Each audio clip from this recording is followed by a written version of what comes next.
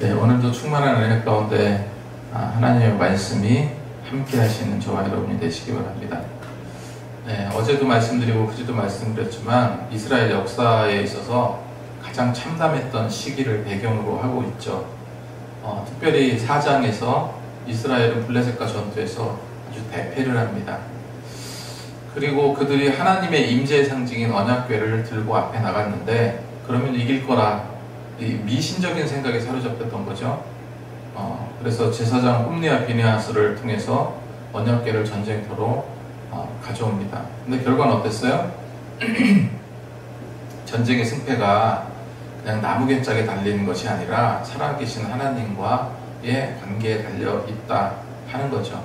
처참하게 패배당했고 이제는 그들이 신죽단지처럼 여기는 언약궤마저도 블레셋 사람들에게 빼앗겨갖고 블레셋 사람들은 그것만 빼앗으면 저 이스라엘은 아무것도 아니다라고 생각을 했었겠죠. 그래서 며느리가 엘리자 사장 며느리가 엘리자 사장이 충격으로 넘어져서 죽고 며느리는 아들을 낳다가 보통 조산에서 아들을 낳았는데 하나님의 영광이 이스라엘에서 떠났다라는 의미로 이가봇이라 이름을 지었다라고 말씀드렸습니다. 그러니까 이스라엘 전체가 절망과 영적 공황에 빠진 바로 그 시점부터 그런 시점을 배경으로 오늘 말씀을 보시면 될 것 같아요. 블레셋 사람들은 반면에 어땠을까요? 승리에 도취되어 있었죠. 그래서 그들이 믿는 다곤신, 다곤신이 이스라엘 신을 여호와 신을 이겼다라고 이렇게 생각을 했습니다. 실제로 옛날 고대 전쟁은 신들과의 전쟁입니다. 그래서 자신의 어떤 신을 앞세우고 전쟁을 해요. 그래서 이스라엘 만약에 자기 나라가 패했다 그러면 자기가 믿는 주신이 패배를 당한 것으로 그렇게 이제 인식을 했다는 거죠. 그래서 그 다곤신이 이스라엘의 신 여호와를 이겼다라고 생각을 했습니다. 그래서 승리의 전리품인 하나님의 궤를 다곤신전으로 가져갑니다. 할렐루야. 세상의 신전 한복판에 놓인 하나님의 언약궤. 근데 이제 놀라운 일이 벌어지죠. 그래서 말씀을 통해서 우리가 살아계신 하나님의 권능을 목도하고 그 세워진 우상을 무너뜨리는 그 하나님의 은혜를 누리는 시간 되었으면 좋겠습니다. 예. 첫 번째로 기억할 게 스스로 무너졌어요. 다곤신전이. 1절과 2절 말씀을 보면 블레셋 사람들이 하나님의 궤를 빼앗아 가지고 에벤에셀에서부터 아스돗에 이르니라. 블레셋 사람들이 하나님의 궤를 가지고 다곤의 신전에 들어가서 다곤 곁에 두었더니 이렇게 기록하고 있어요. 자신이 섬기는 다곤신에게 승리의 영광을 돌리기 위해서 이런 이스라엘의 여호와 신을 믿는 저 민족들을 이기고 그들의 가장 중요한 언약궤를 빼앗아 왔다 하면서 다곤신전 앞에 곁에 두었죠. 하나님의 궤를 아스돗에 있는 다곤신전에 가져다 둡니다. 고대 전쟁에서 승리한 왕이 패배한 왕을 발 앞에서 무릎을 꿇리는 것 같은 그런 의도입니다. 예전에 제가 송파동에 살았어요. 평택에서 살다가 국민학교 3학년 말쯤 돼서 서울로 올라왔는데 송파동에 살았는데 우리가 옛날에 TV 중에 그 한지붕 세가족처럼 지붕은 하나인데 그때 1명, 2명, 3명, 4명, 5집 뒤에까지 6집이 살았어요. 그런 쪽방에 살았는데 그렇게 살았는데 그 앞에 있는 가정이 집사님 가정인데 너무 신앙이 좋은 가정. 매일 가정 예배를 드렸어요. 그 찬송 소리가 지금도 잊지를 못해요. 그런데 거기 이제 저보다 한두 살 먹은 형이 있는데 동네 구경을 시켜주겠다고 그러면서 동네 구경을 시켜주고 되게 친하게 지냈던 기억이 납니다. 근데 그 형이 보여줬던 게 있어요. 그게 뭐냐면 우리나라가 임진왜란 다음에 병자호란이었죠. 병자호란 때 그 남한산성으로 도망가잖아요. 도망가다가 다시 와서 항복을 합니다. 그래서 거기에 어떤 비석이 있냐면 삼전도비라는 게 있어요. 삼전도비. 왜 삼전도비냐?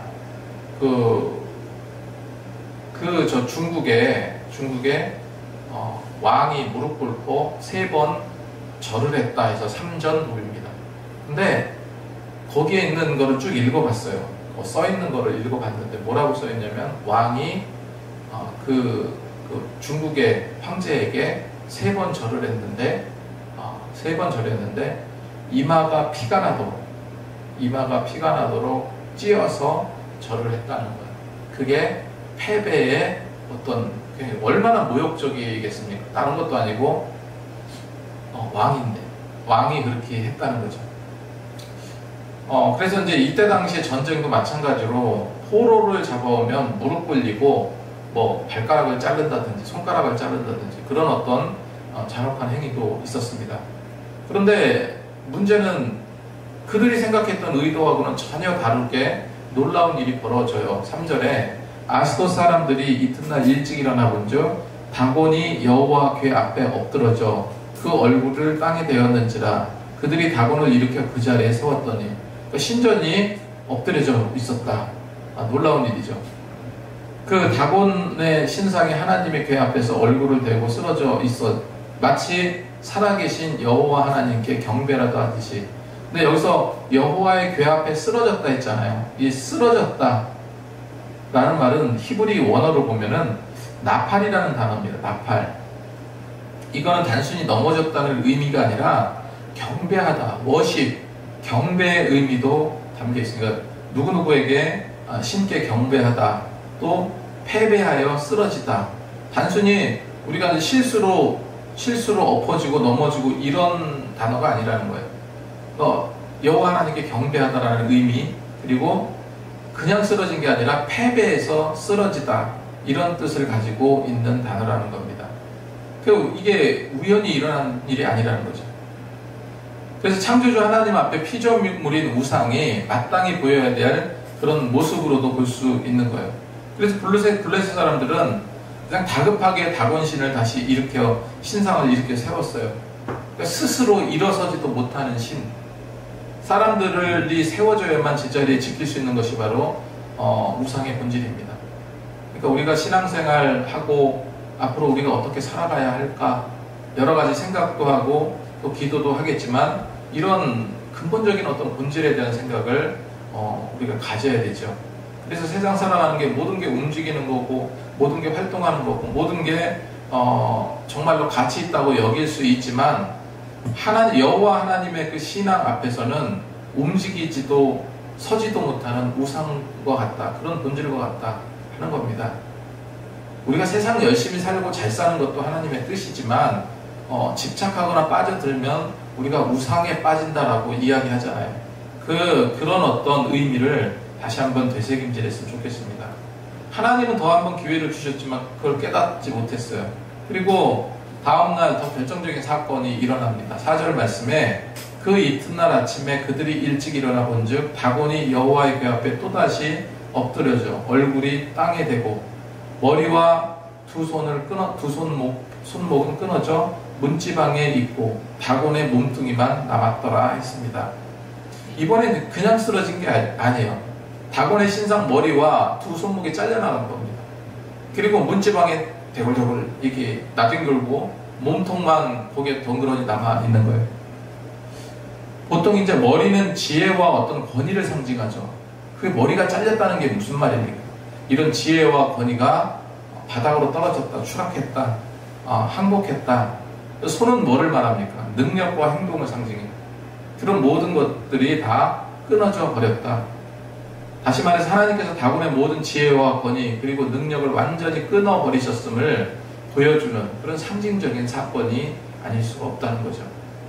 다곤은 이제 아무것도 할 수 없고 생각도 할 수 없고 무엇 하나 할 수 없는 무능한 그런 존재라는 사실을 블레셋 사람들에게 보여주고 있는 거죠.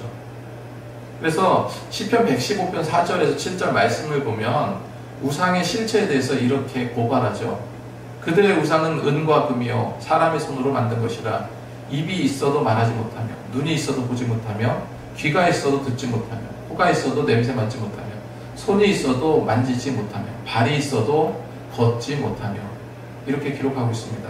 이것이 바로 하나님과 우상의 근본적인 차이예요.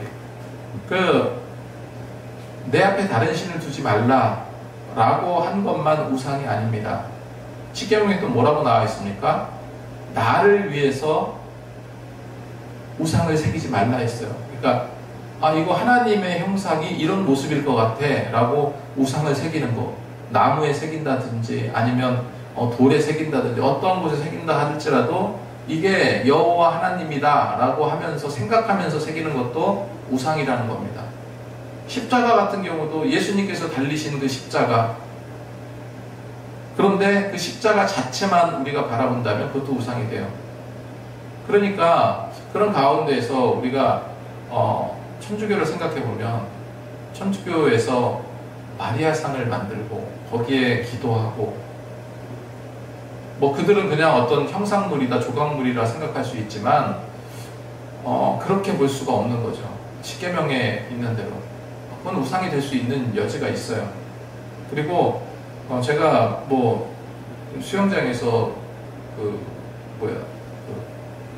천주교 신자들을 많이 이제 대화를 하고 이야기를 하는데 꼭 하는 얘기가 이제 그런 얘기죠. 바로 이제 예수 그리스도의 구원과 오직 우리에게 구원의 이름을 주신 분은 예수님밖에 없다 하는 거하고, 두 번째로 얘기하는 것이 이런 상을 만들고, 또 이콘이라 해가지고 여러 가지 벽화가 이렇게 쭉 이렇게 성화가 그려져 있고, 그런데 그런 부분이 우리가 생각하는 것처럼, 보통 이제 우리 기독교인들이 생각하는 것처럼 그걸 우상이라고 생각하진 않아요. 우상이라고 생각하지 않고 그렇게 하고 있지만, 그렇다 할지라도 우상으로 받아들이기가 너무 쉬운 그런 겁니다. 아예 세우지 말라고 했잖아요, 성경에. 그래서 하나님은 스스로 존재하시고 스스로 말씀하시고 자존하시는 분이기 때문에 세상에 어떤 헛된 우상 만들지 마라. 이 돈과 명예와 권력과 쾌락, 수많은 우상들이 우리를 행복하게 해줄 수 있을 것 같아요. 그렇게 보이지만 결코 무너진 다곤의 그 신상처럼 결코 스스로 서지 못한다는, 결정적인 순간에 머리와 손이 잘려나가는 그런 일들이 생긴다는 거예요. 그리고 우리 성경에 뭐라고 기록하고 있습니까? 하나님과 세상을 동시에 섬길 수 없다라는 말씀이 있어요. 하나님과 세상을 동시에 섬길 수 없다. 악한 짓 하면서 예수 믿을 수 있습니까? 그럴 수 없다는 거예요. 예수 믿는다는 것은 내가 갖고 있는 그 모든 악을 버리기로 노력한다는 그 결심하에서 예수를 믿는 겁니다. 그런데 이 악한 다곤신과 여호와 하나님의 교회가 함께할 수 있겠습니까? 함께할 수 없는 거예요. 그래서 하나님의 권능 앞에서 우리는 정말로 우리 심령에 다곤과 같은 그런 신상이 떡하니 자리 잡고 있다면 이거를 산산이 조각내는 그런 역사가 있기를 소망합니다. 두 번째로 재앙으로 인하는 그런 하나님의 손을 우리가 생각해 볼 수 있는데, 하나님은 그 하나님의 권능은 다곤 신상을 부수는 것에 그치지 않았어요. 이제 그 권능은요, 블레셋 사람들을 직접 향합니다. 6절 말씀에 여호와의 손이 아스돗 사람에게 엄중히 더하사 독한 종기의 재앙으로 아스돗과 그 지역을 쳐서 망하게 했다. 여기서 분명히 뭐라고 기록하고 있습니까? 야드 여호와의 손이 그들을 치셨다. 하나님의 직접적인 계획과 심판을 말하죠. 그래서 하나님께서 그들에게 어떤 재앙을 내립니까? 아주 독한 종기의 재앙을 내리셨어요. 하나님의 괴를 전리품으로 여겼지만 거룩한 하나님의 임재는요, 죄악된 이방 땅에서 축복이 아닌 심판으로 이렇게 나타났다는 거예요. 하나님은요, 감금당하시거나 언약궤를 뺏어왔으니까 감금시켜 놓은 거죠. 또 조롱당하시는 분이 아니고 어디 계시든지 만물의 주권자이시고 스스로 거룩하신 분이에요. 재앙의 원인을 깨달은 아스돗 사람은 난리가 나고 공포에 질려서 7절에 뭐라고 말합니까? 이스라엘 신의 손이 우리와 우리 신 다곤을 친다 하고, 이스라엘의 신이 자기 신을 해한다. 그들의 반응은요, 아, 이거 뭐가, 여호와 하나님, 이스라엘의 신을 우리가 뭐 잘못했다. 이런 어떤 회개의 반응이 아니라, 아, 이거 뭔가 좀 안 좋은데? 기운이 안 좋은데? 이런 생각을 하는 거죠. 그래서 다른 도시로 가드로 보내기를 결정합니다. 그 재앙의 근원이라고 생각하고 그 물건만 치워버리면 해결될 거라고 생각을 했던 거죠. 이게 또 다시 생각을 하면은 우리가 생각하고 있는 죄의 문제 앞에서 우리가 보이는 태도하고 거의 비슷해요. 문제의 근원의 핵심이 뭔지 모르고 주 앞에서 이 죄를 사함받으려면은 엎드려 회개하고 자복하고 하나님의 자비와 은혜를 구하는 것이 본질인데 그거는 뒷전이고 뭘 한다는 겁니까? 발을 동동 구르고 있어요. 어떻게 하면 이 문제에서 해결함을 받을까? 환경을 바꾸면 좀 나아질까? 아니면 무슨 어떤 계획을 다시 짜를까? 아니면은 이런 일은 이런 식으로 하면 될 거야 라고 판단하고 계획하고 그러면 괜찮아질 거야 이렇게 착각한다는 거예요. 여러분 가장 중요한 것은 하나님과 깨어진 관계를 계속해서 틈을 벌려나가는 것이 아니라 계속해서 좁혀나가는 노력이 필요합니다. 오늘도 조금씩 좁혀나가고 세상적인 생각, 이기적인 생각 좁혀나가고 그렇게 한다면 하나님의 평안이 늘 어디에게나 누구에게나 언제나 함께할 줄로 믿습니다. 그리고 세 번째로 온 땅에 퍼져 있는 심판과 이런 죽음의 공포에 대해서 우리가 살펴볼 수 있는데 9절 말씀을 보면 그것을 옮겨간 후에 여호와의 손이 심히 큰 환난을 그 성읍에 더하사 성읍 사람의 작은 자와 큰 자를 다쳐서 독한 종기가 나게 하신지라. 심한 환난이 일어났어요. 이제는 그 우상뿐만 아니라 그 우상을 섬겼던 그 백성들에게까지 재앙이 임했다고 볼 수 있죠. 그래서 독한 종기가 났다. 10절에 이에 그들이 하나님의 괴를 에그론으로 보내니라. 하나님의 괴가 에그론에 이른즉 에그론 사람들이 부르짖어 이르되 그들이 이스라엘 신의 괴를 우리에게로 가져다가 우리와 우리 백성을 죽이려 한다. 이렇게 죽음의 상자로 여겼다는 거죠. 그래서 블레셋 모든 사람들이 결론을 내립니다. 이거는 저주와 죽음의 공포다 하면서 어떤 결론을 내려요? 11절 하반절에 이스라엘 신의 괴를 보내어 그 있던 곳으로 돌아가게 하고 우리와 우리 백성이 죽임당함을 면하게 하자 하니 이는 온 성읍이 사망의 환난을 당합니다. 거기서 하나님의 손이 심히 엄중함으로 그래서 결국은 여호와의 언약궤의 항복을 선언합니다. 하나님의 괴를 원래 있던 곳으로 돌려보내자. 그럼 지금 여호와 하나님의 괴가 있을까요, 없을까요?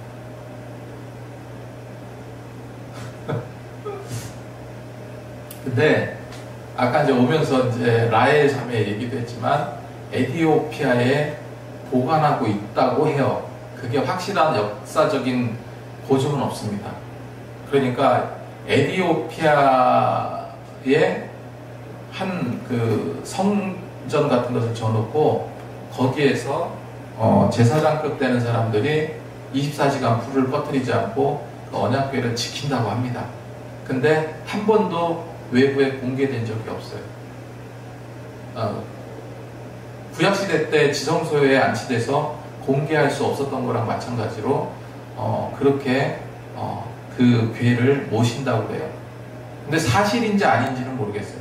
그리고 제 생각에는 사실이 아닐 가능성이 큰 것 같아요. 근데 에티오피아 거기에 사람들은 또 그걸 그렇게 받아들이고 있어요. 자, 아무튼 11절 하반절에 그리고 이스라엘을 돌려보내자고 했고 12절에 보면은 죽지 아니한 사람들은 독한 종기로 치심을 당해 성읍의 부르짖음이 하늘에 사무쳤더라. 이렇게 기록하고 있습니다. 자, 오늘 삶을 통해서 오늘 이 말씀을 통해서 기억해야 될 것은 과연 내 삶의 주인이 누구인가? 과연 나는 삶의 주인의 뜻대로 행하고 있는가? 종된 우리의 모습이 정말로 그다운 노력을 하고 있는가 생각해 볼 필요가 있습니다. 또 한 가지 하나님은 결코 세상과 우상과 나란히 설 수 없는 유일한 분이라는 것. 그리고 하나님의 임재는요, 두 얼굴을 가지고 있어요. 하나님께 순종하고 경외하는 자에게는 한없는 축복과 은혜와 보호하심을 주지만 그렇지 못한 자에게는 심한 종기로 이 사람들이 어려움을 당하고 고통에 있는 것처럼 하나님은 한없는 축복과 은혜와 보호하심만 주시는 분이 아니라는 것, 그것 또한 기억했으면 좋겠습니다. 그리고 하나님은 스스로 당신의 영광을 지키시는 분이에요. 언약궤가 당신의 살아있는 영광을 보여줬던 것처럼 그렇습니다. 그래서 우리가 정말로 하나님의 살아계심과 위대하심을 더욱더 알고 이해하고 찬양하고 그렇게 나갈 때 하나님께서는 축복의 길로, 은혜의 길로 채워주실 줄 믿습니다.